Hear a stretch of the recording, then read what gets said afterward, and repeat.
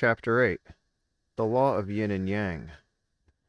Traditional Chinese medicine is based on the concept of yin and yang, two polar opposites that, when combined, result in harmonious interaction. Everything has a counterpart, or opposite. The Chinese applied their understanding of yin and yang to the body as well as nature. Table 8.1 illustrates the yin and yang comparison to the 12 main meridians. They are complementary opposites, not adversarial, but supportive of one another.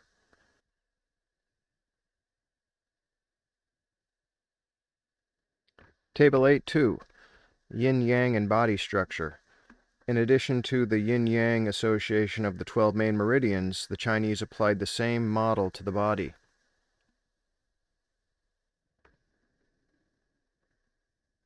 Chapter 9. Five-element theory. The five-element theory is related to the yin-yang theory and one of the cornerstones of traditional Chinese medicine.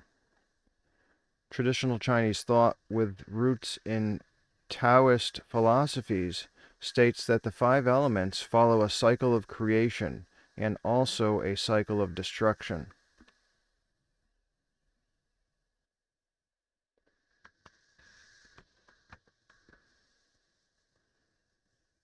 The cycle of creation states that the water element nourishes the wood element, like rain nourishing a tree. The wood element nourishes the fire, fire nourishes earth, earth nourishes metal, and last, the metal element nourishes the water element, as shown in Figure 9.1.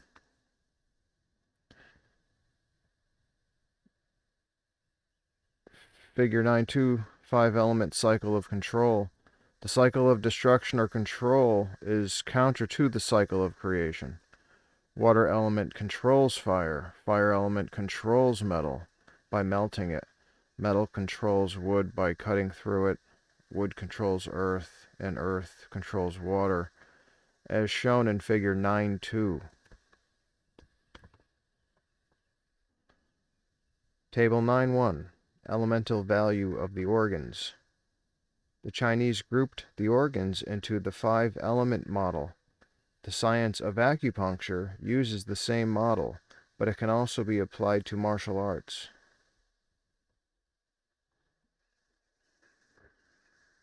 Table 9.2 shows the organ or meridian, element, and polarity.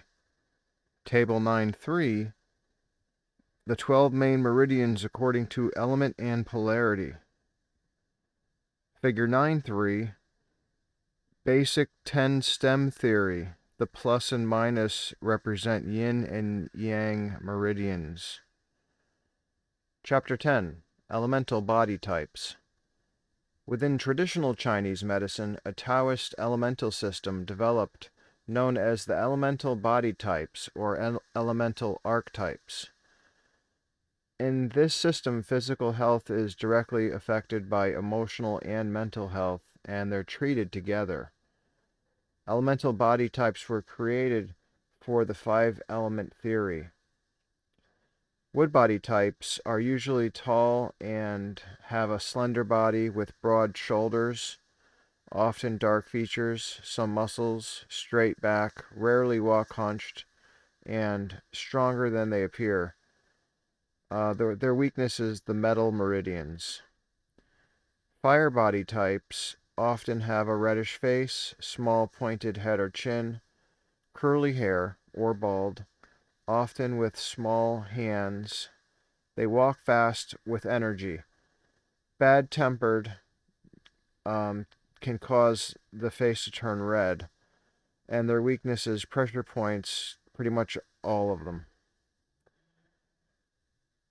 Earth body types often have dark features with a strong, stocky body, usually have a large head and wide jaws, with strong legs. Their weakness is wood meridians, which consist of the liver and gallbladder.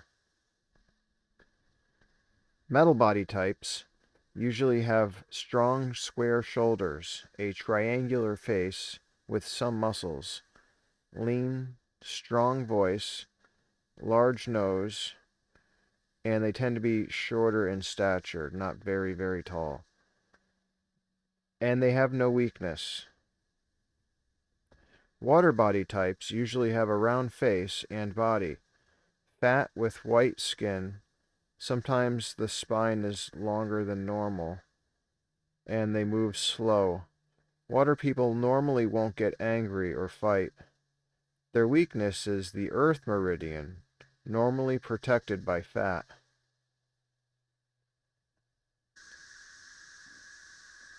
In conclusion, some people will fall into one of the 5 elemental body types, while others will have characteristics of more than one element. Metal body types aren't affected like the other body types are, and the water body type rarely attacks or participates in sports. Wood, fire, and metal people are the most likely to want to fight.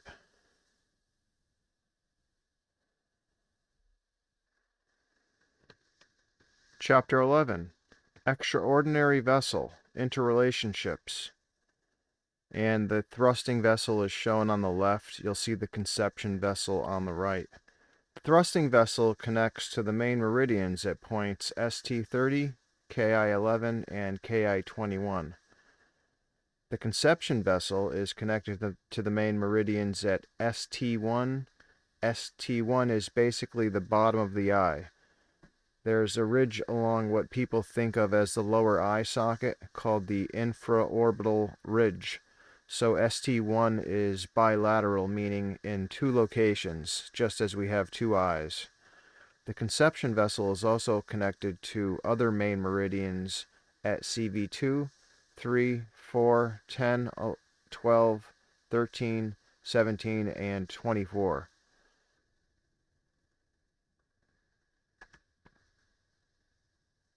Figure 11.1. The connections between the human battery and the main meridians.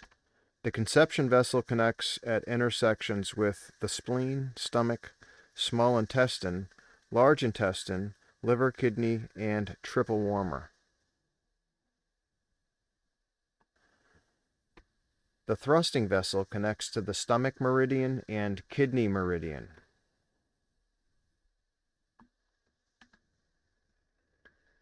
You can see the governing vessel shown at the center of the screen. The governing vessel connects to the main meridians at BL12. The governing vessel regulates energy in the 2 water element meridians, the kidney meridian and bladder meridian. Figure 11.2 on the left shows the connections between the heel vessels and the girdle vessel and the main meridians.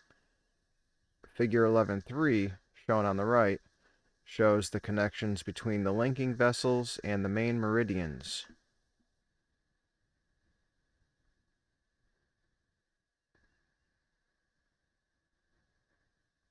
Chapter 12. During a stressful event, most people will exhibit changes. Those predictable changes are referred to as body alarm reaction, defined as the predictable reactions caused to the human body when there is a perceived chance of harm. Call to arms. Once a potential threat is recognized, the body automatically initiates its defensive abilities. You can see table 12.1 on the screen. Physical reactions during BAR, a body alarm reaction. Increase in blood pressure and heart rate, general increase in muscle tension, increase in respiratory rate, higher state of mental alertness, tunnel vision, auditory exclusion, impaired sense of time, decrease in blood flow to non-essential body functions, and elimination of body waste.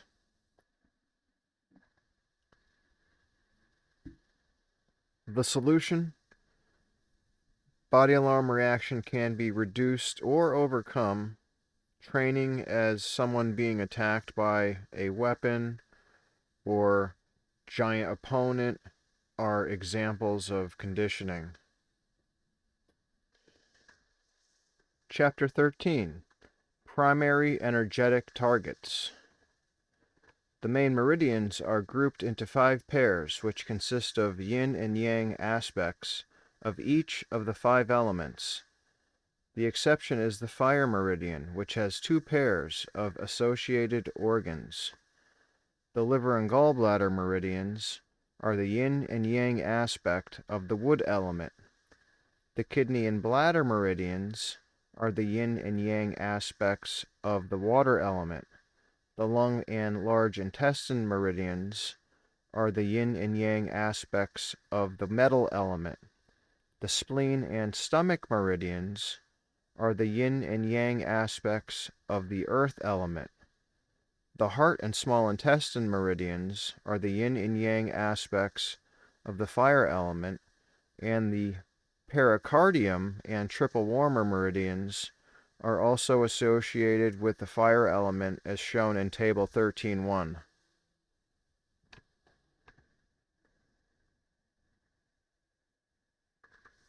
Table 13.2, shown at the top of the screen in the center, shows that the gallbladder meridian plays the most important role in the exchange of energy between the extraordinary vessels.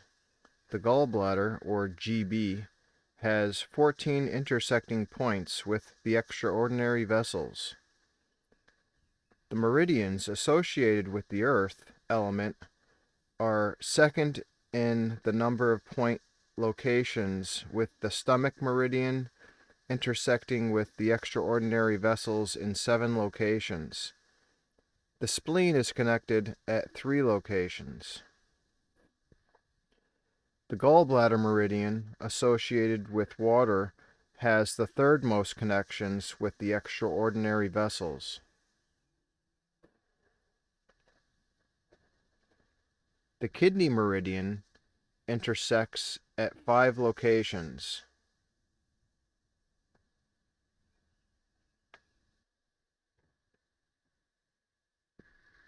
Table 13.3 shows that most of the intersection points are with the yang-associated meridians.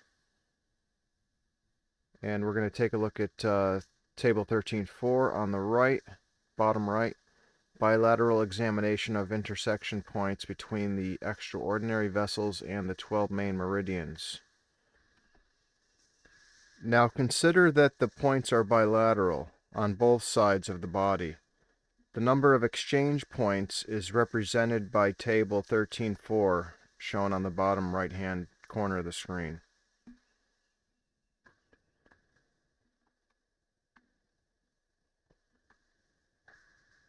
The following tables illustrate the energetic values according to body type. For example, let's look at wood body types. Earth is neutral, metal is negative, water is positive, wood is extra positive, and fire is positive.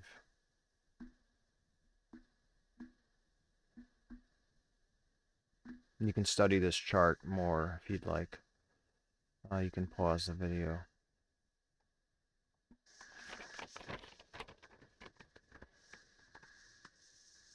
Chapter 14. Sealing the Key. The fire meridians, which include the heart, small intestine, pericardium, and triple warmer meridians, are the most vulnerable to attack. To follow the cycle of control, first attack the fire and metal meridians of the arms, then attack the wood meridians for a good follow-up strike. By disrupting the energy flow of 3 elements, you can drop most opponents easily.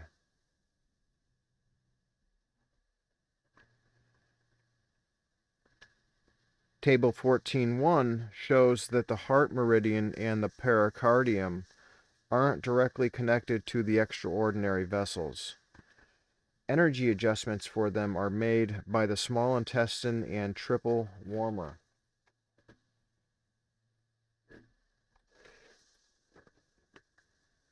Chapter 15, Defense. In Chapter 15, the author uses the philosophy that the best defense is to have a good attack or a good offense. And he mentions people from history like Sun Tzu, who I show here on the screen. So he's saying that when a person is being attacked, their best way to defend themselves is to have a potent attack themselves.